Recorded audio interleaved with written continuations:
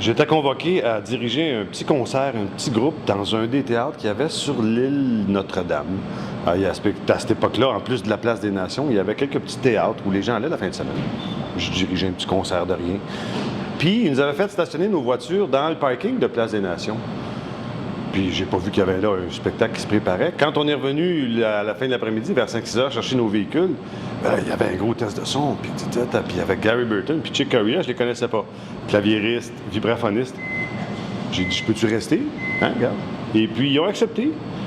Alors, j'ai vu comme ça mon premier concert de jazz. Puis c'était une introduction magnifique. La plupart des gens de ma génération se sont frottés aussi au jazz pour la première fois avec ces deux gars-là. Ça fait que c'est vraiment magnifique. Épiphanie. Ça, c'était Stefano Bolani, qui était un pianiste qui est venu cette année. C'était vraiment un des pianistes que j'attendais le plus.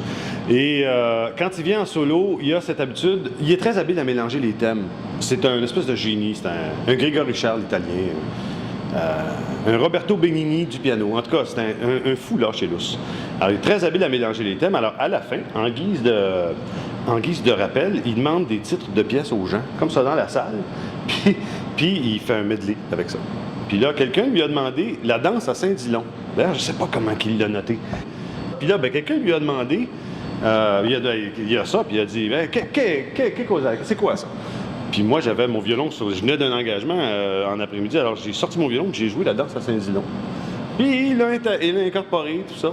Et puis après, je suis allé le voir, puis il a signé pour mon meilleur ami, je l'ai fait signer à Stéphane, parce que moi, je collectionne plus les souvenirs, mais lui, il collectionne plus les artefacts. Alors, je lui ai donné ça. Très content de ça. Mais je trouve ça bien agréable, le jam. Je le fais sans prétention, parce que ça m'est arrivé de jouer au festival de jazz, mais je me considère quand même comme un jazzman dilettante. Mes meilleurs amis sont des jazzman professionnels, alors ce qui fait que je peux voir la différence. Mais avec le jam, il y a moyen il y a moyen juste de prendre une pièce. Puis hier, j'ai été applaudi par Jeff Beck, comprends-tu? C'est pas tous les jours. J'ai pas dit s'il m'avait aimé, j'ai dit qu'il m'avait applaudi. Aujourd'hui, je dirais que le festival, c'est devenu un festival de musique, évidemment par sa diversification. Je sais que tous les journalistes de la Terre se battent pour essayer de trouver une étiquette générique. Festival de musique improvisée, festival de musique instrumentale. C'est un festival de musique. Mm-hmm. Avec les années, c'est devenu un festival, tout court.